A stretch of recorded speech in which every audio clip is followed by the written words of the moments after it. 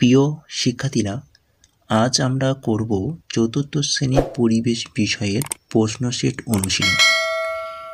তোদের সামনে রয়েছে তৃতীয় পর্যায়ক্রমিক মূল্যায়ন অর্থাৎ ফাইনাল পরীক্ষা।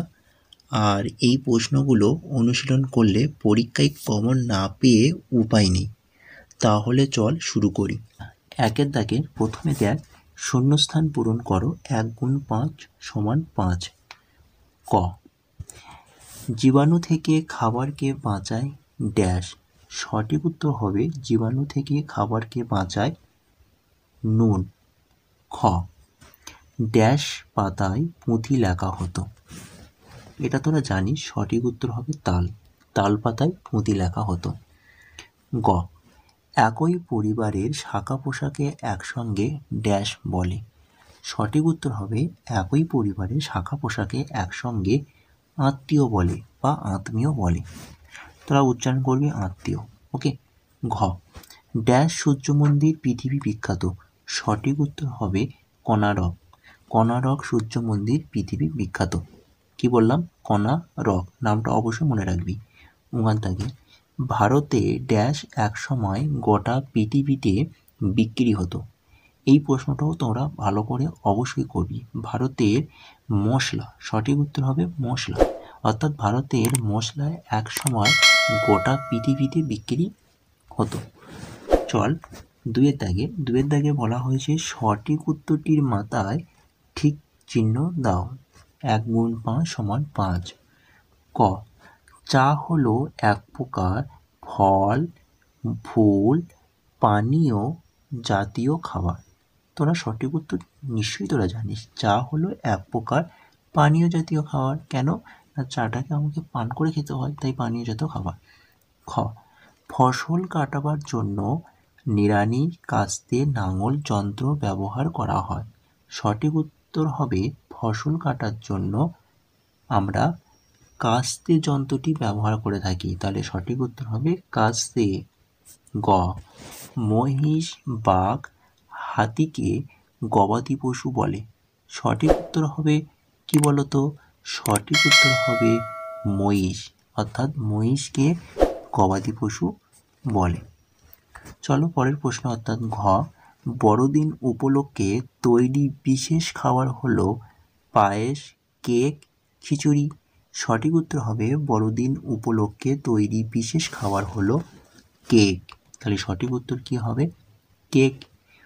দাগে, স্পঞ্জ রসগোল্লার জন্য বর্ধমান, নদিয়া, কলকাতা জেলা বিখ্যাত।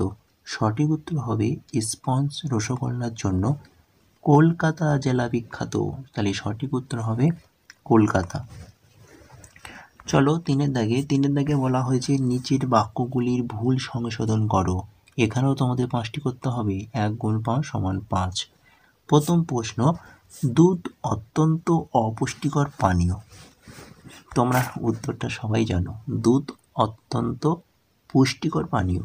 খ, পাঞ্জাবে ধান পাটের চাষ বেশি হয়। সঠিক উত্তর হবে পাঞ্জাবে গম, জোয়ার, বাজরা চাষ বেশি হয়।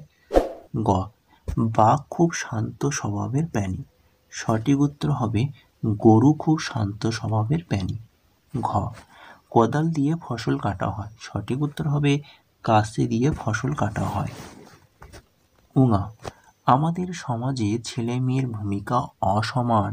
সঠিক উত্তর হবে আমাদের সমাজে ছেলে মেয়ের ভূমিকা সমান।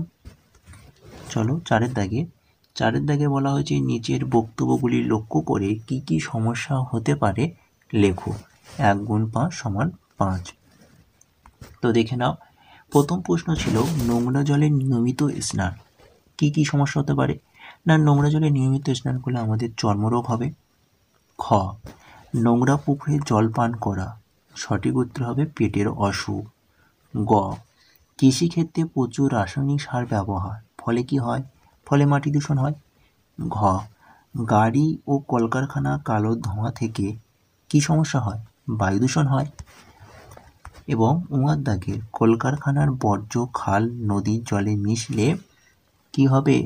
জলদূষণ হবে। চলো পাঁচের দাগে বলা হয়েছে পার্থক্য লেখো। 2 × 3 = 6। ক, কটা করতে হচ্ছে, দুটো করতে হচ্ছে, 3 নম্বর করে থাকছে, মোট নম্বর 6 নম্বর। তো দেখো প্রথম প্রশ্ন স্থাপত্য ও ভাস্কর্য, এবং দ্বিতীয় প্রশ্ন দেখো প্রাচীনকালের চাষ ও আধুনিক চাষ। চলো তাহলে প্রথম প্রশ্নটা দেখি, স্থাপত্য ও ভাস্কর্য। প্রথমে দেখো অর্থ বলে একটা বিষয় লিখেছি। স্থাপত্যতে কি লিখবো না, স্থাপত্য হলো ঘর, মন্দির, প্রাসাদ, মসজিদ, স্তূপ ইত্যাদি নির্মাণের শিল্প। আর ভাস্কর্য কি হবে না, ভাস্কর্য হলো পাথর, ধাতু, কাঠ বা মাটির দ্বারা মানুষ বা প্রাণী বা বস্তুর আকৃতি তৈরি করা শিল্প।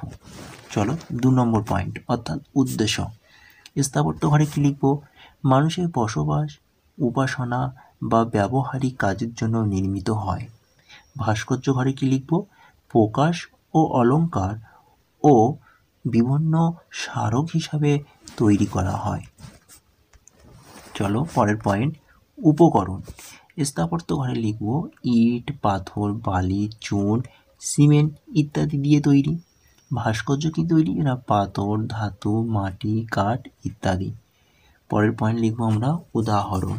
স্থাপত্য ঘরে লিখব তাজমহল, কুতুব মিনার, সূর্য মন্দির। ভাস্কর্য ঘরে লিখব নটরাজ মূর্তি, অশোকের স্তম্ভ, বুদ্ধ মূর্তি। এবার শেষ পয়েন্ট লিখব প্রধান লক্ষ্য। স্থাপত্য ঘরে লিখব স্থায়িত্ব ও ব্যবহারিকতা। ভাস্কর্য ঘরে লিখব সৌন্দর্য ও রূপপ্রকাশ।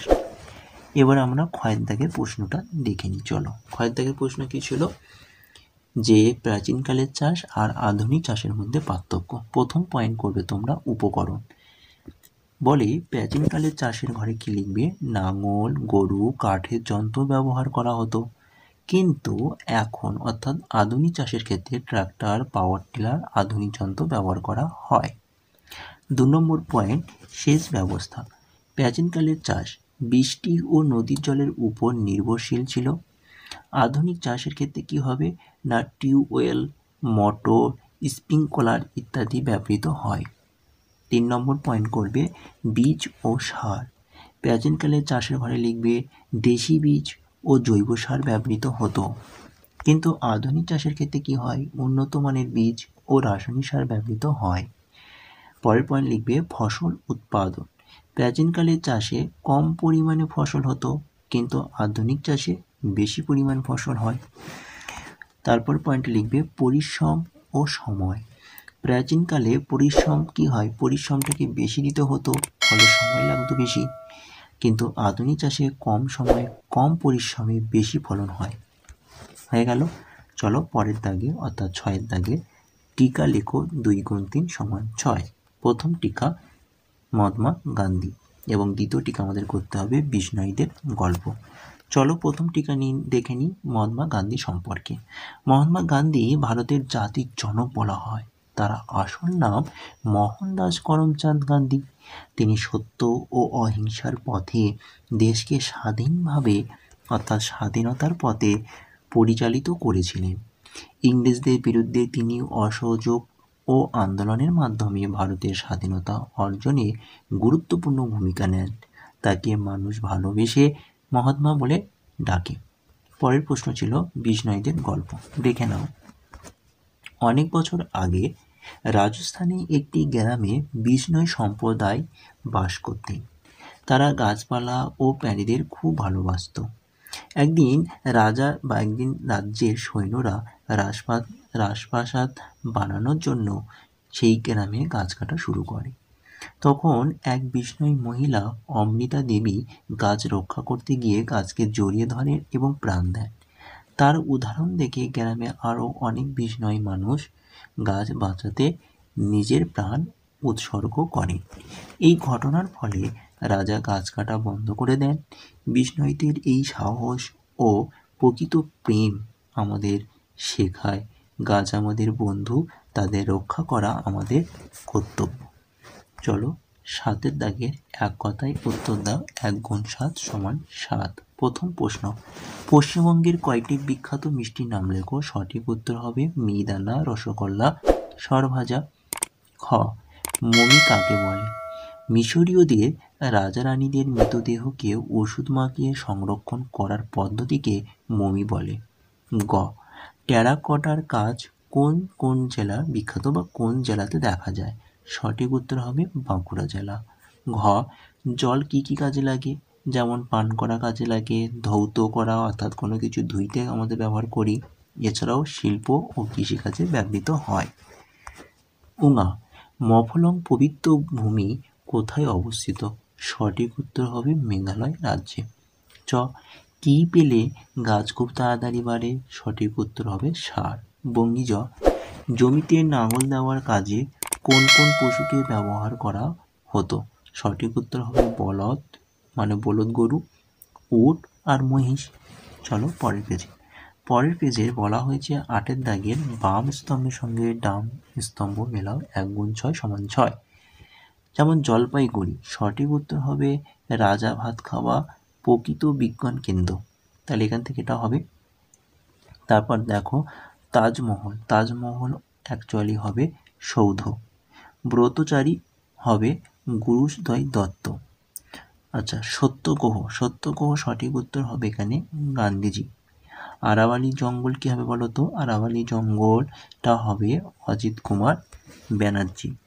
এবং বিষ্ণুপুরটা সঠিক উত্তর হবে মল্লভূমি। হলো, চলো 9 দাগে বলা হয়েছে নিচের প্রশ্নগুলির সংক্ষেপে উত্তর দাও। প্রথম প্রশ্ন, গান্ধীজি অহিংসা কথা বলতে কী বুঝিয়েছিলেন? গান্ধীজিকে মহাত্মাজি বলে কে ডাকতেন? দেখে নাও। গান্ধীজি অহিংসার মাধ্যমে বোঝাতে চেয়েছিলেন কোনো মানুষের ক্ষতি না করে ভালোবাসা ও শান্তির পথে চলেই অন্যায়ের বিরুদ্ধে প্রতিবাদ করতে হবে। আর কবিগুরু রবীন্দ্রনাথ ঠাকুর গান্ধীজিকে মহাত্মাজি বলে ডাকতেন। তাহলে এই ছিল ক্লাস 4th শ্রেণীর 3য় পর্যায়ক্রমিক মূল্যায়নের একটি নমুনা প্রশ্নপত্র সেট। তো তোমরা এই সেটটা ভালোভাবে সুন্দর করে খাতায় তুলে নিয়ে এই প্রশ্নগুলো বারবার ভালো করে প্র্যাকটিস করো। আর চ্যানেলে নতুন হলে অবশ্যই চ্যানেলটিকে সাবস্ক্রাইব করো এরকম আরও নতুন নতুন ভিডিও পেতে হলে। আজকের ক্লাসটি এই পর্যন্ত রইল। টাটা, বাই বাই, ভালো থেকো, সুস্থ থেকো। আবার আমি তোমাদেরকে পরের ভিডিওতে দেখা হচ্ছে। ততক্ষণে তোমরা এই ভিডিওটি মনোযোগ দিয়ে ভালোভাবে দেখো। ওকে।